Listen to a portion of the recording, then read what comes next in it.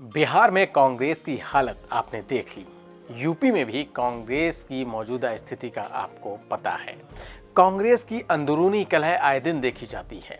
कांग्रेस को खोखला बीजेपी ने किया है या उनके खुद अपनों ने, ये सवाल है। सवाल ये भी है कि कांग्रेस जिनके साथ सहयोगियों की भूमिका में है, क्या वो पार्टियां भी कांग्रेस को खोखला करने में जुटी हैं?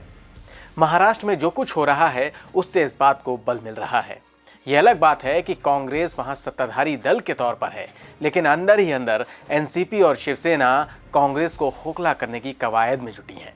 यह आरोप किसी और ने नहीं, कांग्रेस के नेता ने ही लगाया है।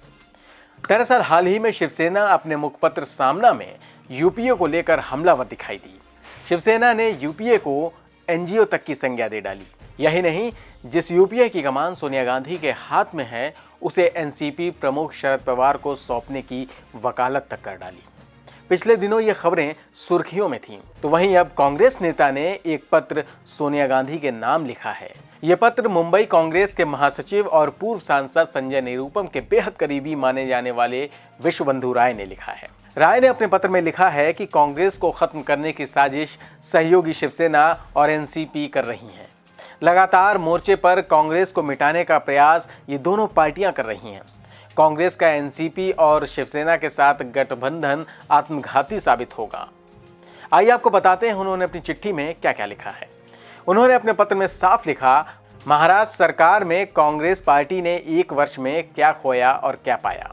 महाराष्ट्र प्रदेश में महाअघाड़ी सरकार के 1 वर्ष पूरे हो चुके हैं।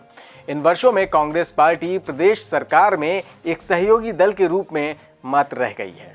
महाराष्ट्र में सरकार चलाने की भूमिका में शिवसेना और एनसीपी ही नजर आ रही हैं। एनसीपी कांग्रेस पार्टी को दीमक की तरह कमजोर कर रही है। महाराष्ट्र सरकार में कांग्रेस पार्टी की मंत्रियों की बड़ी संख्या जमीनी स्तर पर संगठन के किसी काम नहीं आ रही है।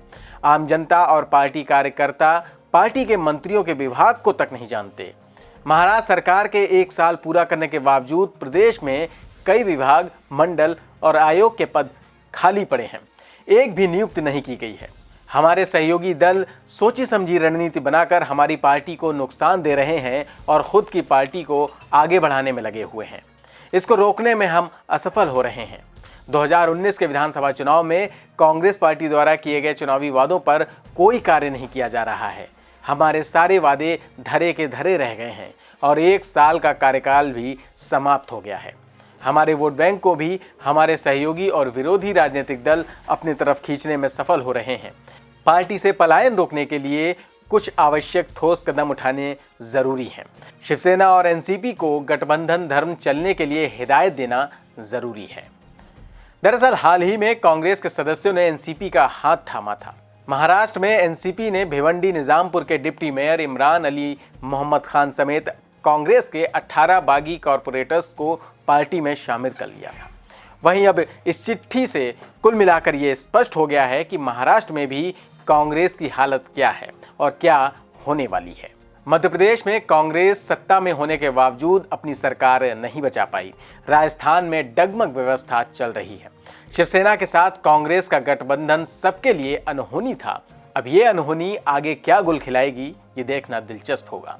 शिवसेना ने सामना में यूपीए को लेकर जो टिप्पणी की, उससे कांग्रेस नेताओं में बेचैनी बढ़ी है। वहीं अब कांग्रेस के अपने नेता की इस चिट्ठी पर सोनिया गांधी क्या एक्शन लेंगी और राहुल गांधी जब विदेश से लौटेंगे तो इस पर क्या करेंगे, ये देखना भी अभी बाकी है।